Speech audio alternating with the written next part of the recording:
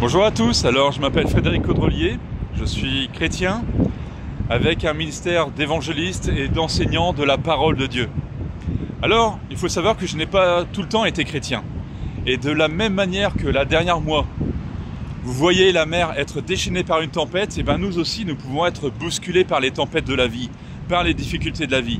Ainsi, finalement, avant de connaître Dieu, je commettais des choses affreuses, des choses qui parfois peuvent encore me hanter finalement aujourd'hui. Alors il faut savoir que j'étais violent, j'étais raciste, j'étais manipulateur, bref, une personne détestable. D'ailleurs, beaucoup de personnes m'évitaient. Et tout cela m'a amené à tout perdre.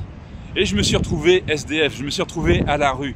Et alors que je continuais finalement d'être submergé par les vagues, me noyant de plus en plus dans la haine, dans les relations instables et même dans la mort, puisque j'ai voulu me suicider, quelqu'un m'a lancé une bouée de sauvetage. Et Dieu a de l'humour puisque cette personne est d'origine africaine. Il m'a juste dit que dans ma situation, quelqu'un qui pouvait m'aider, viens à l'église dimanche, c'est tout ce qu'il m'a dit. Alors je connaissais les églises catholiques, mais je ne connaissais pas les églises évangéliques. Mais bizarrement, je me sentais un petit peu comme un petit morceau de ferraille attiré par un gros aimant. Et le dimanche, je me suis donc rendu dans cette église. Et le pasteur, qui ne connaissait pas ma vie, a commencé à la dévoiler. Et une drôle de sensation se produit ici dans mon cœur. Et ainsi, j'ai accepté Jésus comme mon sauveur et mon Seigneur. Et j'ai ressenti sa paix sur mon cœur. Alors que jusqu'à présent, mon cœur était rempli de haine, Dieu a transformé mon cœur. Il l'a rempli d'amour. Et Dieu, dans son amour, m'a sauvé de la noyade et de la mort finalement. Alors la première fois aussi que j'ai lu la Bible, il s'est passé une chose bizarre, je l'ai mémorisée. Je pouvais même réciter les versets bibliques et raconter les histoires qui s'y trouvent.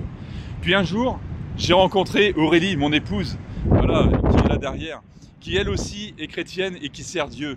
Et tout au long de notre vie de couple, finalement, nous avons rencontré des tempêtes, que ce soit au niveau du mariage, des finances, du travail, de la santé, etc. Mais à chaque fois, Dieu nous a aidés. Alors, cette courte vidéo pour vous encourager, quelle que soit la tempête qui frappe votre vie, Dieu est votre secours. Il n'attend qu'un seul geste de votre part, un signe qui montre que vous avez besoin de lui. Lorsque l'on se noie et qu'un sauveteur n'est pas loin, on crie vers lui, on fait des gestes pour attirer son attention. Alors, pourquoi ne pas faire la même chose avec Dieu ?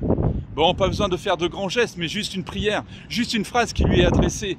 Dites-lui juste, Seigneur, tu vois ma situation. Je suis en train de me noyer dans la boue du péché. Sors-moi de là. Manifeste-toi dans ma vie. Je veux que tu établisses ton règne dans ma vie. Et si vous êtes un chrétien qui vivait beaucoup de tempêtes, persévérez dans les prières. Dieu ne permettra pas que votre épreuve aille au-delà de vos forces. Et ça, nous l'avons très souvent expérimenté avec Aurélie. Nous avons souvent vécu des tempêtes. Et à certains moments, nous sortions la tête de l'eau, mais aussitôt une autre vague venait nous submerger, puis une autre. Et on buvait la tasse.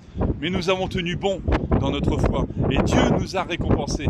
Lorsque nous sommes dans la tempête, on ne comprend pas pourquoi Dieu permet cela, mais c'est seulement quelques temps plus tard, lorsque la tempête est derrière nous, que nous comprenons pourquoi nous sommes passés par cette tempête. Donc, ayez confiance en Dieu, persévérez, et vous verrez la main de Dieu vous secourir. Dieu vous bénisse.